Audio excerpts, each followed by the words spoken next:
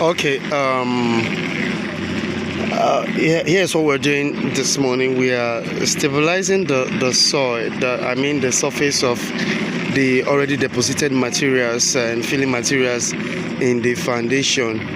So it's necessary to do this first so that we can ram and then get a setting face. This setting face compressed, compacted.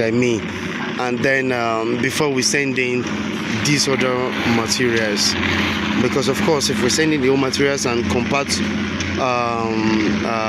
ones, it will not be effective. Of course we'll still have some void in the foundation, so we're going to first level and then compact.